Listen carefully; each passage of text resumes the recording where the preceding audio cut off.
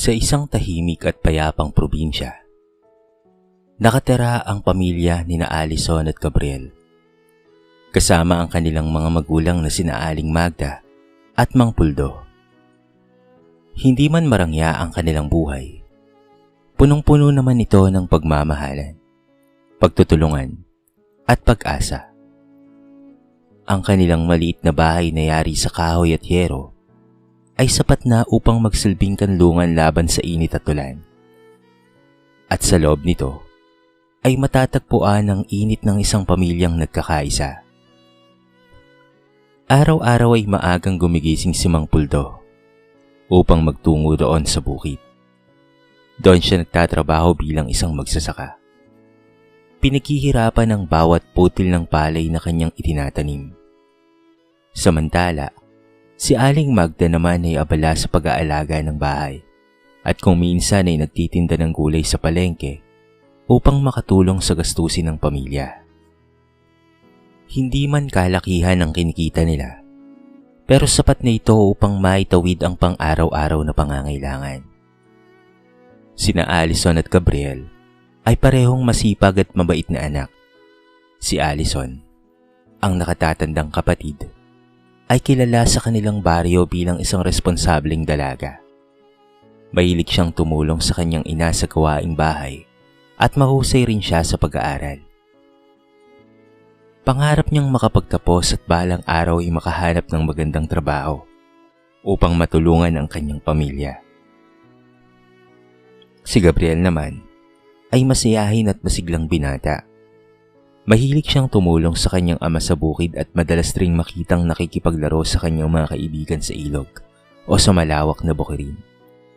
Kahit minsan ay pasaway, hindi maikakaila ang kanyang kabutihang loob at pagmamahal sa kanyang pamilya. Sa kabila ng kanilang simpleng buhay, kontento na sila kung ano ang meron sila. Masaya silang magkakasalo sa hapagkainan kahit simpleng ulam lamang ang nakahain. Ang tawanan at kwentuhan tuwing gabi ang nagsisilbing ilaw matapos ang isang mahabang araw ng trabaho. Isang hapon, habang abala si Aling Magda sa pagluluto, may dumating na sulat mula sa kanyang kapatid na si Rose.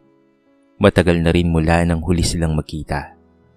Si Rose ang bunso sa kanilang magkakapatid at nakapag-asawa ng isang foreigner na nakadestino sa ibang bansa. Dahil dito, nagkaroon siya ng marangyang buhay sa Maynila, malayo sa simpleng pamumuhay ng kanyang ate. Binasa ni Aling Magda ang sulat at hindi nga napigilang mapangiti. Niyaya ni Rose na magbakasyon sa Maynila sina Alison at Gabriel. Ayon sa sulat, madalas raw siyang mag-isa sa bahay dahil wala ang kanyang mister. Kaya nais niyang makasama ang kanyang mga pamangkin kahit saglit. "Mga anak," tawag ni Aling Magda sa dalawa. Lumapit kaagad si Alison at Gabriel, puno ng kuryosidad. "May sulat ang tita Rose niyo. Gusto niya raw kayong papuntahin sa Maynila para magbakasyon." Napatigil ang dalawa at napangiti sa isa't isa. Hindi nila mapigilang mapangiti at mapatalon sa tuwa. "Talaga po, Inay? Makakapunta po kami ng Maynila?" sabik na tanong ni Gabriel. "Oo, anak," sagot ni Aling Magda habang nakangiti. "Gusto kayong makasama ng tita ninyo." Para sa magkapatid, ang Maynila ay tila isang lugar na puno ng pangarap. Mga matatayog na gusali, makukulay na ilaw, at mga bagong karanasang hindi nila kailanman naranasan sa probinsya. Habang pinagmamasdan sila ni Mang Puldo, napangiti siya sa tuwa ng kanyang mga anak. Ngunit sa likod ng kanyang ngiti ay may bahagyang pag-aalala. Hindi niya lubos kilala ang ugali ng kanyang hipag sa ngayon, lalo na't matagal na silang hindi nakikita. Ngunit sa huli, nanaig ang tiwala at pagnanais na mapasaya ang kanyang mga anak. Sa gabing iyon, puno ng pananabik ang puso ni na Alison at Gabriel. Hindi nila alam na ang bakasyong inaasahan nilang magbibigay saya sa kanila ay magbubukas pala ng isang katotohanang magpabago sa kanilang pananaw sa buhay. Ilang araw matapos matanggap ang sulat, agad na nagpadala ng pamasahe si Tita Rose para kina Allison at Gabriel. Hindi na napigilan ng excitement ng magkapatid. Sa unang pagkakataon sa kanilang buhay, makakapunta sila sa Maynila, isang lugar na matagal nilang pinangarap makita. Maagang gumising ang buong pamilya sa araw ng kanilang pag-alis. Abala si Aling Magda sa paghahanda ng baon para sa biyahe. Tinapay, nilagang itlog, at kaunting prutas. Kahit simpleng pagkain lamang, ginawa niya ang lahat upang maging komportable ang kanyang mga anak sa kanilang paglalakbay. Si Allison naman ay maingat na nag-empake ng kanilang mga damit. Hindi man bago ang kanilang mga dala, tiniyak niyang malinis at maayos ang bawat isa. Si Gabriel naman ay hindi mapakali. Paulit-ulit siyang sumisilip sa labas. Sabik na sabik sa kanilang pag-alis. Dumating ang oras ng paglalakbay. Inihatid sila ni Mang Puldo sa terminal ng bus. Habang papalapit ang oras ng alis, hindi maiwasan ng ama ang mag-alala para sa kanyang mga anak. Hindi niya alam kung anong naghihintay sa kanila sa Maynila. Ngunit umaasa siyang magiging maayos ang lahat. Bago sumakay ang magkapatid, tinawag sila ni Mang Puldo. "Halina muna kayo mga anak," mahinaong sabi niya. Lumapit sina Allison at Gabriel. Dala ang kanilang mga bag at ang halong saya at kaba sa kanilang mga mukha. Baigpit silang niyakap ng kanilang ama bago nagsalita. "O mga anak, huwag niyong papasakitin ang ulo ng Tita Rose niyo ha," ani ni Mang Puldo sa kanyang dalawang anak. "Opo, Itay," sagot naman ng magkapatid. Ngumiti si Mang Puldo. Pilit na itinatago ang kanyang pag-aalala. Sa kabilang banda, si Aling Magda ay hindi rin mapigilan ng maluha, ngunit pinilit niyang maging matatag para sa kanyang mga anak. Pagdating nga nila sa Maynila matapos ang mahabang biyahe, agad silang sinalubong ni Tita Rose. Maayos ang pananamit nito. Halatang elegante at malayo sa simpleng estilo ng kanilang ina. Lumapit ito sa kanila na may ngiti sa labi. "Sabihin niyo kina kuya at ate ha. Huwag silang mag-alala. Ako na ang bahala sa inyong dalawa mga pamangkin," ani ni Rose na nakangiti. Napangiti si Allison at Gabriel. Sa unang tingin, tila mabait at maalaga ang kanilang Tita Rose. Nawala ang kaba nila at napalitan ng excitement. Habang sakay ng kotse papunta sa bahay ni Rose, hindi mapigilan ni Gabriel ang mapamangha. "Ate, ang daming sasakyan. Ang tataas ng mga building," bulalas niya. Ngumiti si Allison. "Oo nga eh. Parang ibang mundo." Tahimik lamang si Rose habang nagmamaneho. Paminsan-minsan ay tumitingin sa salamin. Hindi pa napapansin ng magkapatid ang kakaibang lamig sa kanyang mga mata. Pagdating nila sa bahay, lalo silang namangha. Malaki at maganda ang bahay ni Rose. May malawak na sala, malinis na kusina, at isang garden sa labas. "Wow, parang hotel pala to," sambit ni Gabriel. "Dito kayo titira habang nandito kayo ha," sabi ni Rose habang itinuturo ang isang kwarto. Puno ng pasasalamat ang puso ng magkapatid. Pakaramdam nila ay napakaswerte nila sa pagkakataong ito. Habang inaayos nila ang kanilang mga gamit, puno ng pag-asa ang kanilang mga isip. Iniisip nila ang mga pasyal, masasayang alaala, at bagong karanasan na naghihintay sa kanila. Ngunit hindi nila alam na sa likod ng magandang bahay at magarang pamumuhay ni Rose ay may isang katotohanang unti-unting magpapabago sa kanilang pananaw. Ang bakasyong inaakala nila na magiging puno ng saya ay magsisimula pa lamang ipakita ang tunay nitong anyo. Kinabukasan ng kanilang pagdating, maagang nagising sina Allison at Gabriel. Hindi pa rin nawawala ang excitement nila sa bagong kapaligiran. Tahimik ang buong bahay at mula sa kanilang kwarto ay tanaw nila ang maayos na garden sa labas. Ang hangin na iba sa probinsya. Mas mainit, mas mabilis ang galaw ng paligid, at tila mas abala ang lahat. "Gabriel, gising na. Baka may gagawin tayo ngayon. Baka mamasyal tayo," mahinang sabi ni Allison. habang inaayos ang kanyang buhok. Napangiti si Gabriel. Sana nga ate, gusto kong makita yung mall na sinasabi nila. Lumabas sila ng kwarto at nagtungo sa sala. Naroon ang kanilang tita Rose. Nakaupo at umiinom ng kape. Habang nakatingin sa kanyang cellphone. Hindi nito kaagad pinansin ng dalawa. Good morning po, tita. Magalang nabati ni Allison. Good morning po, dagdag ni Gabriel. Sandaling tumingin si Rose sa kanila. Ngunit mabilis ring ibinalik ang tingin sa kanyang cellphone. Magandang umaga. Maikling tugon niya. Nagkatinginan ng magkapatid. Medyo nagtaka sila sa malamig na pakikitungo. Ngunit iniisip lamang nilang baka pagod pa ito. Ilang sandali pa, tumayo si Rose at tumingin sa kanila ng seryoso. Dito nagbago ang tono ng umaga. Oh, Allison. Laban mo itong mga kortina at bedsheet. At ikaw naman, Gabriel. Magtabas ka ng damo sa garden. Napatigil ang dalawa. Akala nila ay nagbibiro lamang ito. Po? Sabay tugon ng dalawang magkapatid. Biglang nagtaas ng kilay si Rose at tumalim ang tingin. Anong po? Anong akala nyo magbubuhay prinsesa at prinsipe kayo dito sa bahay ko? Aba, ang mahal ng pamasahe nyo papunta dito. Hindi pwedeng hindi ko masusulit yon. Parang pinuhusan ng malamig na tubig ang magkapatid.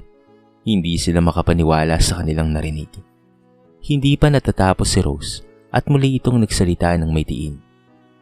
At isa pa, siyang laman ng rep na yan, bilang ko yan ha.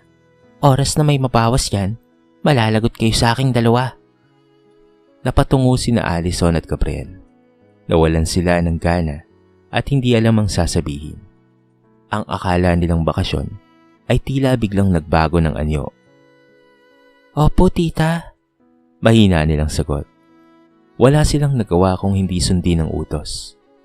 Agad nagsimula si Allison sa paglalaba ng mga kortina at bedsheet. Mabibigat ang mga ito at hindi siya sanay sa ganoong klaseng gawain.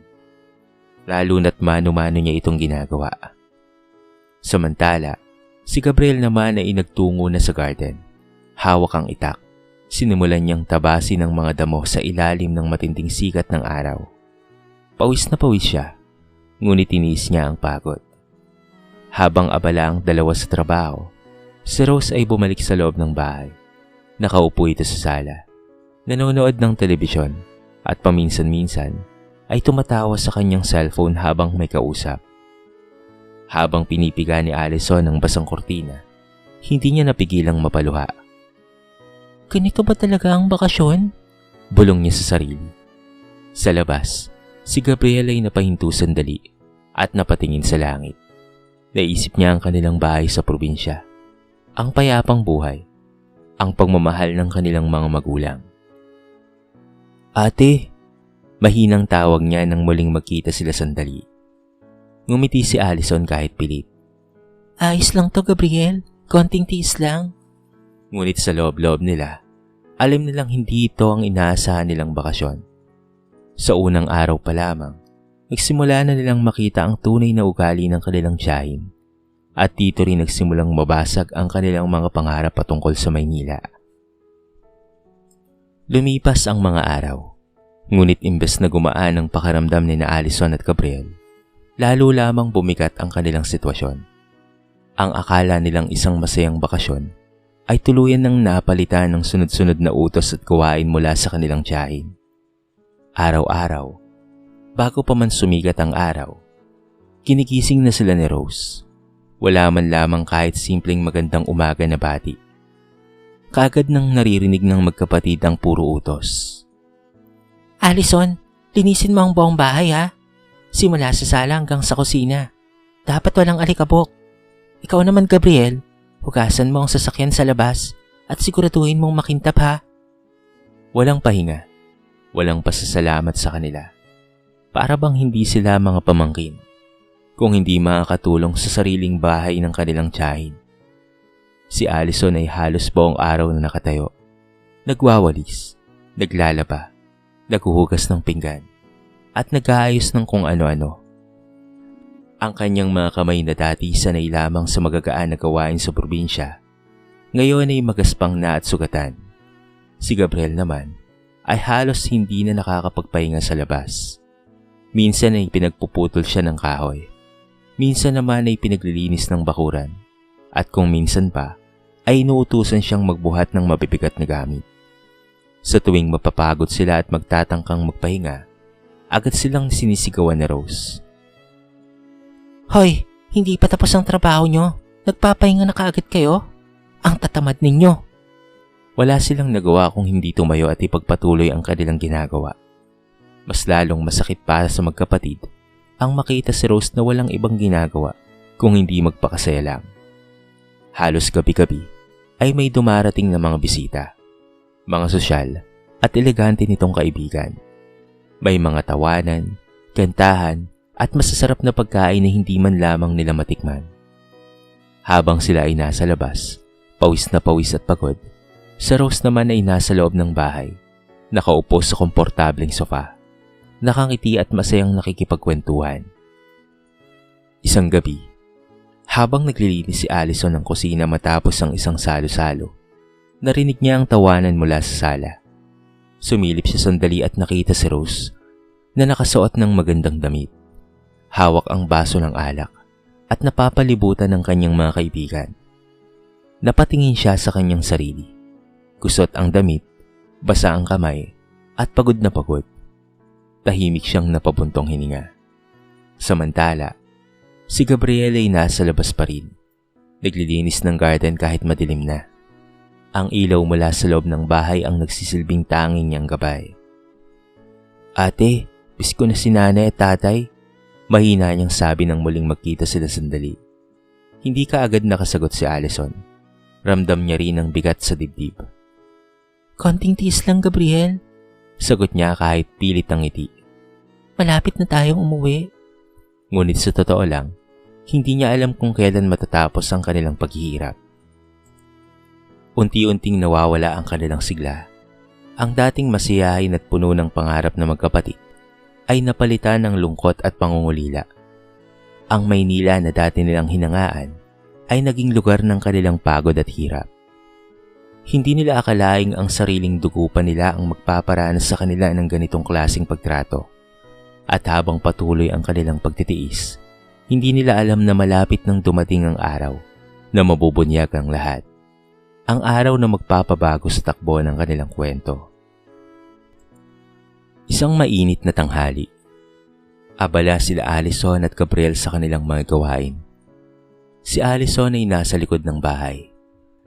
Naglalaban ng mga damit habang tinatamaan ng matinding sikat ng araw.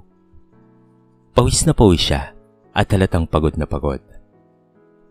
Samantala, si Gabriel naman ay nasa garden, patuloy sa pagtabas ng damo, kahit hapong-hapuna. Sa loob ng bahay, ibang mundo ang makikita. Naroon si Rose kasama ang kanyang mga sosyal na kaibigan. Nagtatawanan, nagkikwentuhan, at nag-e-enjoy sa masasarap na pagkain. Ang musika ay malakas, at tila walang pakialam si Rose sa kalagayan ng kanyang mga pamangkin. Hindi alam ng lahat, may paparating pala na sorpresa. Sa labas ng gate, dumating sina Aling Magda at Mang Puldo. Hindi na sila nakapagpaalam dahil nais nilang sorpresahin ang kanilang mga anak. Bitbit nila ang ilang pagkain at pasalubong. Naasang masaya nilang makikitang nag-e-enjoy ang dalawa. Ngunit pagpasok pa lamang nila sa bakuran, agad na nilang nakita si Gabriel. Pawis na pawis, marumi ang damit, at tila hirap na hirap sa ginagawa. Gabriel? Gulat na tawag ni Mang Puldo. Napalingon ng binata at nanlaki ang kanyang mga mata. Tay? Agad silang lumapit dito. Hindi pa man sila nakakabawi sa pagkabigla, napansin naman ni Aling Magda si Allison sa likod. Patuloy sa paglalaba, kahit tirik ang araw. Allison, anak? Halos manginig ang boses ni Aling Magda. Napatigil si Allison at dahan-dahang lumingon. Nang makita ang kanyang mga magulang, hindi niya napigilan ang mapaluha. Agad na nag-init ang ulo ni Mang Puldo habang pinagmamasdan ang kalagayan ng kanilang mga anak. Anong nangyari dito ha? Badiing tanong niya. Hindi na naghintay si Aling Magda. Mabilis siyang pumasok sa loob ng bahay. Pagpasok niya, tumambad sa kanya ang masayang eksena. Si Rose at ang mga kaibigan nito ay nagtatawanan, tila walang iniintinding problema. Biglang tumahimik ang lahat nang makita si Aling Magda sa pintuan. Galit na galit ang mukha nito. Ate Magda? Gulat na sabi ni Rose, habang unti-unting nawawala ang kanyang ngiti. Hindi na napigilan ni Aling Magda ang kanyang galit. Lumapit siya kay Rose at buong lakas na nagsalita. Napakawalang iya mo, Rose. Pinagkatiwala ako sa iyong 2 kong anak. Umaasa ako na aalagaan mo sila at ituturing na hindi iba. Pero ano tong inabutan namin sa gitna ng initan? Pinagtatrabaho mo sila habang ikaw ay nagpapakasaya dyan. Napayuko ang ilan sa mga bisita habang ang iba ay nagkatinginan. Hindi pa roon nagtapos si Aling Magda. Kinanyan ka ba namin nung nakatira ka sa amin ng Kuya Puldo mo?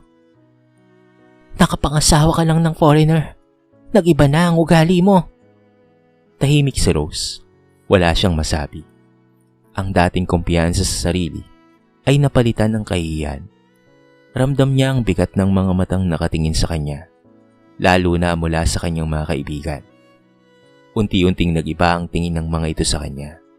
Ang taong akala nila'y elegante at mapait ay biglang nabunyag ang tunay na ugali.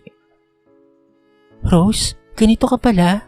Mahinang sabi ng isa sa kanyang mga kaibigan. Akala namin ay katulong niyo ang 2 yon. Pero pamangkin mo pala? Parang gumuho ang mundo ni Rose sa sandaling iyon. Samantala, pumasok na rin si Mang Puldo kasama sina Allison at Gabriel.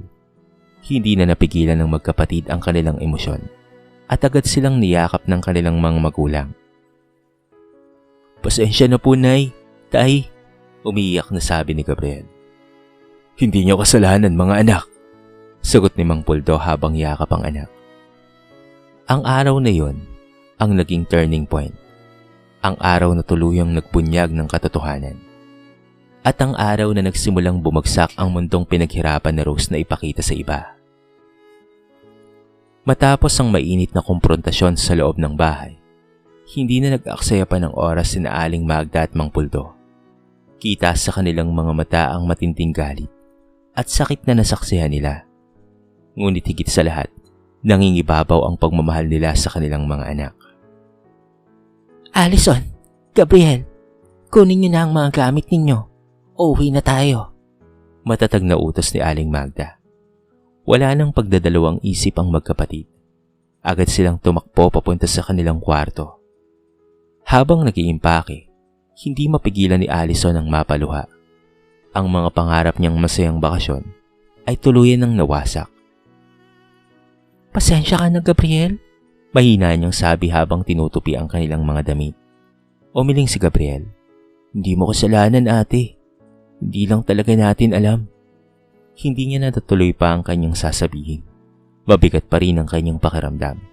Ngunit may kakaibang ginhawa rin. Dahil sa wakas ay makakauwi na sila. Paglabas nila ng kwarto, nadaanan nila si Rose na nakatayo pa rin sa sala. Tahimik ito. Tila hindi pa rin makapaniwala sa nangyari. Ang kanyang mga kaibigan na isa-isa nang umalis. Halatang naiilang at nagbago na ang tingin sa kanya. Hindi na siya pinansin ni Aling Magda. Para sa mga ito, sapat na ang mga salitang kanilang pinitawan upang iparamdam ang galit at pagkadismaya. Habang palabas sila ng bahay, muling nagsalita si Mang Puldo, ngunit hindi nagalit ang kanyang tono. Bagkus ay puno ito ng lungkot. Rose, hindi pera ang sukatan ng pagkatao. Sana maisip mo yan.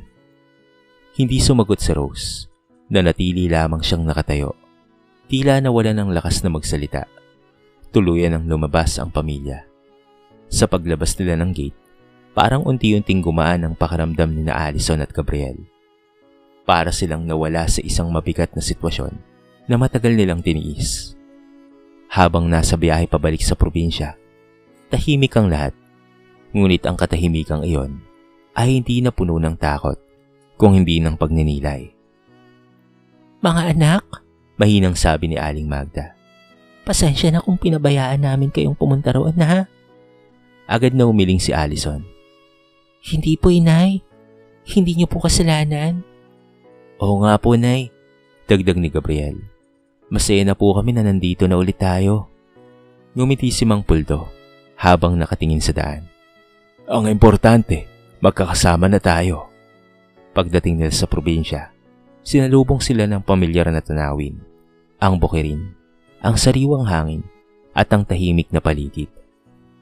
Doon nila muling naramdaman ang tunay na saya.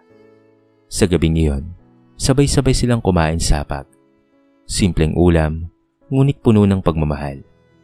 Mas masarap pa ito kaysa sa mga pagkaing hindi nila natikman sa bahay ni Rose. Habang nakatingin si Allison sa kanyang pamilya, napagtanto niya ang isang mahalagang bagay. Hindi nasusukat sa laki ng bahay o sa dami ng pera ang tunay na kaligayahan. At si Gabriel naman ay napangiti habang nakikinig sa kwentuhan ng kanyang mga magulang.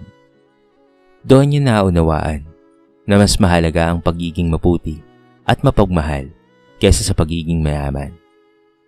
Ang karanasang iyon ay naging isang aral na hinding-hindi nila makakalimutan. Isang aral na magdadala sa kanila sa tamang landas. Ang landas ng kabutihan, respeto, at tunay na pagmamahal sa pamilya. Lumipas ang maraming taon at tuluyan nang nagbago ang buhay ni Allison at Gabriel. Mula sa mga inosenteng teenager na minsang nangarap lamang makarating sa Maynila, sila ngayon ay mga responsableng tao na may kanya-kanya ng buhay at pamilya. Si Allison ay naging isang guro sa kanilang probinsya. Araw-araw tinuturuan niya ang mga bata hindi lamang ng mga aralin sa libro, kung hindi pati na rin ng mabubuting asal at pagpapahalaga sa pamilya. Si Gabriel naman ay naging isang masipag na magsasaka tulad ng kanilang ama. Ngunit mas pinaunlad niya ito gamit ang mga makabagong kaalaman. Naging maayos ang kanilang kabuhayan, hindi man marangya, ngunit sapat at marangal. Nagkaroon na rin sila ng mga pamangkin, mga anak ng kanilang mga kapatid at kamag-anak.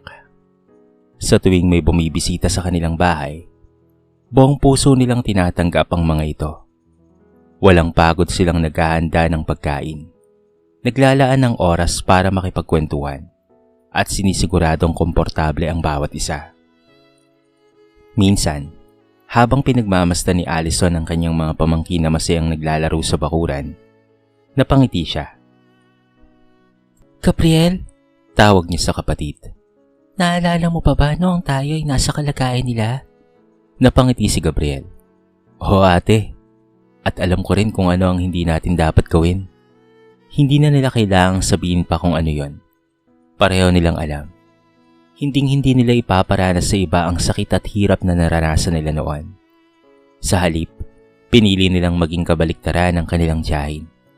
Mapagmahal, maunawain, at may malasakit sila sa kapwa. Isang araw, may dumating na balita mula sa Maynila. Nabalitaan nila ang kalagayan ni Rose. Ayon sa kwento, iniwan na raw ito ng kanyang asawang foreigner. Unti-unti ring naubos ang kanyang mga pera. Ang mga kaibigan niyang dati laging nasa kanyang paligid ay isa-isa nang nawala nang wala na siyang maibigay sa kanila. Ang dating masayang bahay na puno ng tawanan ay napalitan ng katahimikan. Wala nang bisita, wala nang kasiyahan.